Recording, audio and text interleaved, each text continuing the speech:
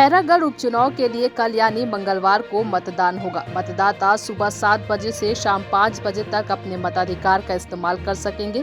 इसके लिए जिला निर्वाचन आयोग ने 291 मतदान केंद्र बनाए। गर्मी को देखते हुए पेयजल से लेकर मेडिकल तक की सुविधा मतदाताओं को मिलेगी। हर मतदान केंद्रों पर मतदाताओं की सहायता और सुविधा के लिए BLO सुविधा केंद्र बनाए गए हैं। वहीं खैरागढ़ से एक बड़ी खबर है कि भाजपा के पर्चे के साथ खैरागढ़ के छिंदारी के समीप शराब और साड़ियां पकड़ाई है। यहां बड़ी मात्रा में भाजपा के पर्चे के साथ शराब और साड़ियां पकड़ाई गई है।